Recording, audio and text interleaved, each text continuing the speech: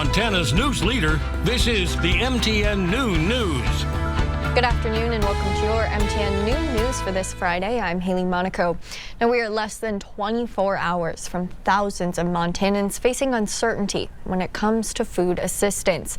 In addition, the U.S. economy could lose up to $14 billion if the shutdown lasts another month. The cost is also being felt by 42 million Americans who rely on SNAP benefits. If the shutdown continues, they'll lose benefits they rely on for food. According to the USDA, because of the government shutdown, no benefits will be issued on November 1st, again, if the shutdown continues, impacting 77,000 Montanans. But some organizations and tribes are stepping up to alleviate the issue before funding runs out on Saturday. Tribal leaders and programs are preparing to help feed local families as SNAP benefits face the uncertainty. One option available is the CSKT Food Distribution Program, open to all residents on the Flathead Reservation. The program provides fresh produce, meat, and dry goods, while participants must unenroll from SNAP to qualify. Program managers say it's a quick way to make sure families have food on the table during these uncertain times. They add that the ongoing shutdown has caused some panic in the community, but their goal is to ensure no one goes hungry through the support of different programs. So some of the things that the tribe's doing, of course, we have the commodities program, we have the food sovereignty program, we have the Office of DHRD. We have many programs throughout DHRD that are going to be combating, anything or, helping people through, this tough time during the government shutdown, which we're hoping doesn't last long. But if it, for as long as it lasts, we're going to be here helping everybody on the reservation to meet the needs. We're not going to let anybody starve or go hungry. Participants can sign up for benefits at the location in St. Ignatius or call the center for a delivery option. Programs elsewhere in Montana are also starting to feel the strain. Nationwide, Head Start says nearly 65,000 children could lose access to services because of funding cuts. MTN's Charlie Klepp shows us how Billings families are feeling the impact, even with one classroom still open. There's something special about a child's first classroom. Meow meow, said the kitty cat. Both for the student Pumpkins do not grow on a tree. and their parents. I always knew that they were learning great skills that they needed. Head Start has been amazing with all of my kids. For decades, Head Start Billings has been that classroom. Just seeing them grow up in this program, it definitely helps. A government-funded program helping parents balance their life. I work 2 jobs and go to school full time, so having my little boy get to go here for school and everything else helps me so much. But as the federal government shutdown reaches day 30, funding will be pulled from Head Starts across the country, affecting 65,000 students starting November 1st. Fear, uncertainty. I would have to give up my other job or my husband would have to give up his schooling. Billings Executive Director Janice King says it's a challenging time to see the organization struggle. As a director, as a caregiver, as a mom,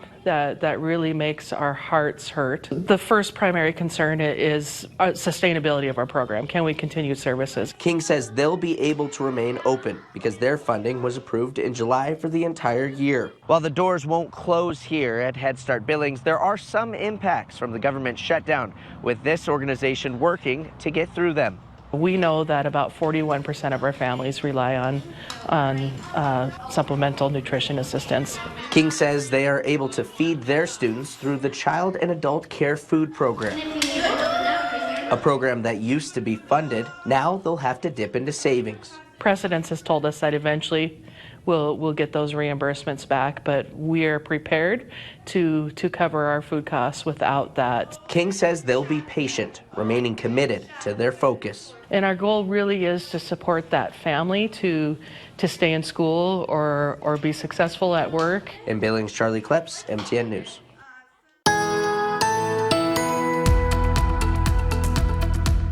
Well, happy Halloween, everybody. The final day of October as we cruise on into a brand new month. We got some changes in the forecast in terms of being very windy, and western side of the state may be better opportunity to see a little bit of rain and snow. First off, let's take a look across what's going on. Helena, you're looking pretty good in our state capital. A few clouds there in Bozeman, not too bad. Looking great down there in Lewistown. We do have some cloud cover in Sydney. Actually picked up a few flurries on the weather cam there too. So yeah, some cloudy skies. A look colder over there too. Temperatures in the 40s and a lot of 30s out there. It's going to be chilly tonight for trick-or-treating, so mom and dad make sure those kids are bundled up. And then the winds start really picking things up as we get into the next few days. We'll take a look at that with the main forecast coming up.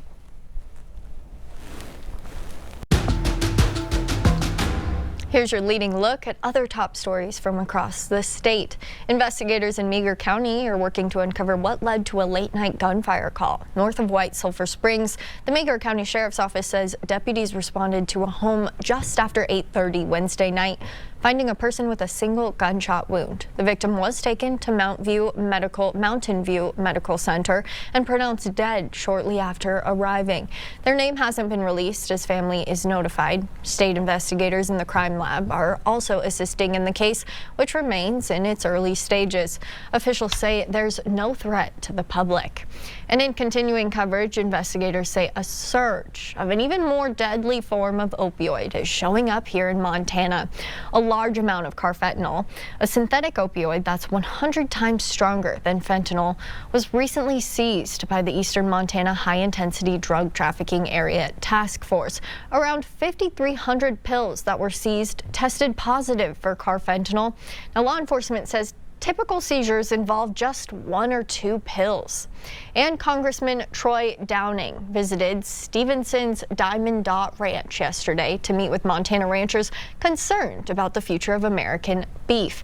His visit comes just days after he and several House Republicans sent a letter to President Trump urging the administration to prioritize U.S. producers over foreign beef imports. At Stevenson's Diamond Dot Ranch, Downing met with ranchers to hear firsthand about the challenges facing Montana's cattle industry. Local ranchers say declining herd numbers, rising costs, and potential foreign competition are putting pressure on family operations. Downing says his goal is to make sure Montana ranchers have a voice in Washington. We're concerned about affecting consumer prices by bringing in more foreign beef. Our emphasis should be on solving the problem by growing the U.S. herd, not by bringing in more foreign beef. Since COVID, Montana's cattle herd has dropped from roughly 2.5 million head to just over 2.1 million. Ranchers say rising feed and equipment costs, along with the lack of country of origin labeling, make it difficult to compete, and say bringing in imported beef could further drive down prices for local producers. For Stevenson's and other ranchers, Downing's visit was a reminder that rural voices matter in shaping federal policy and protecting Montana's cattle industry. Many beef producers in Montana and Wyoming are pushing back against President Trump's plan to expand beef imports from Argentina. The president cited rising beef prices when announcing that plan, which has gotten plenty of backlash in cattle states from ranchers and lawmakers. MTN senior political reporter Jonathan Ambarian asked Montana's delegation what they are hearing from ranchers and what they are going to do about it. Senator Steve Daines says after the news came out that the Trump administration was looking at increasing beef imports from Argentina, he quickly began hearing from Montanans in the cattle business. The word I would describe is they feel betrayed. Daines says producers have already been under pressure from drought and market forces, and this was what he called an unforced error by the administration. I don't care if this is Argentinian beef or beef coming from anywhere else in the world.